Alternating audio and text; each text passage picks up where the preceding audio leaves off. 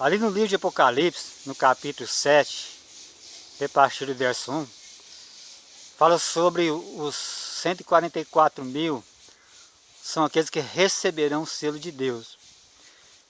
Mas o que será o selo de Deus? Muitas pessoas acreditam que o selo de Deus é o próprio Espírito Santo. Na verdade, o mais correto é nós entendermos que o Espírito Santo é aquele que sela. Ele é o agente que sela. É mesmo porque ele no livro de Hebreus, ali no capítulo 8, no verso 10, ali fala que o novo concerto que Deus faria com a casa de Israel, que faria parte da nova aliança, seria escrever as leis no coração dos seus servos, no coração do seu povo. E essa lei ela é escrita através do Espírito Santo. Mesmo porque no livro de 1 Coríntios, aliás, 2 Coríntios, no capítulo 3, no verso 3, o apóstolo Paulo fala que nós somos cartas escritas e lidas, mas não escritas com tábuas de pedra, mas nas tábuas do coração. Então significa as leis escritas no coração. Então não escrita com tinta, mas pelo Espírito do Deus vivo. É interessante que ali no livro de Apocalipse, no capítulo 7, fala que os selados têm o selo do Deus vivo.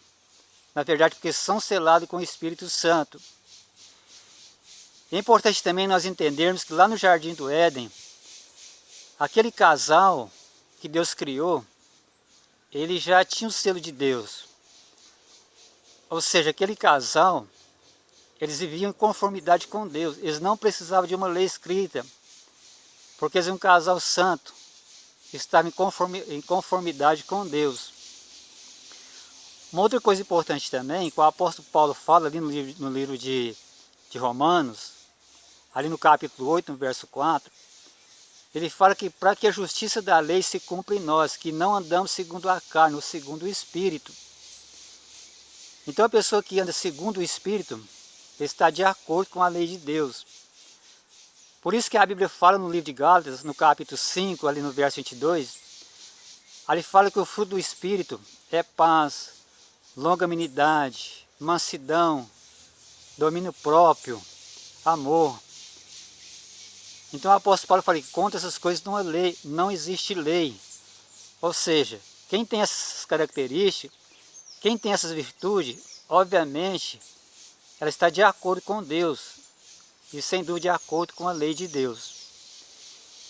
Então voltando ao casal lá do Jardim do Éden, antes deles pecarem, eles estavam de acordo com Deus. Porém, mesmo ali no jardim, havia dois sinais de Deus, sinal de autoridade de Deus. Um dos sinais foi a árvore do conhecimento do bem e do mal. Então aquela árvore representava a autoridade de Deus. E nós sabemos que o homem quebrou essa aliança. Isso foi o início do pecado. Se deu pecado por causa da quebra dessa aliança. E também existia no Jardim do Éden o sétimo dia. Porque Deus fez os mundos em 6 dias, no sétimo descansou. O sétimo dia era um sinal de lealdade com Deus. E tempos depois, essa lei foi incorporada nos 10 mandamentos. Ali no livro de Êxodo, no capítulo 31, ali a partir do verso 12, quando Deus entregou as leis para Moisés, e as leis escritas em tábuas de pedra, por isso que os 10 mandamentos é diferente de todas as leis, porque foi escrito em tábuas de pedra, foi escrito com o dedo de Deus. Além de Deus entregar a lei para Moisés, os 10 mandamentos, ele orientou Moisés sobre o sábado. Então ali, Êxodo 31, a partir do verso 12, há um espaço, há muitos versículos que falam sobre o sábado. Antes de Moisés descer do monte, Deus ele especificou sobre a questão do sábado. Porque o sábado seria um sinal entre Deus e a humanidade. Então o que vai acontecer no final, quando houver a marca da besta, já que a marca da besta é algo contra Deus, E nós já vimos no outro vídeo que a marca da besta representa o primeiro dia da semana. Quando o primeiro dia da semana for uma lei, e essa lei ela for obrigatória, e com o tempo ela passará a ser uma lei universal, então se quebrará a última aliança entre Deus e a humanidade.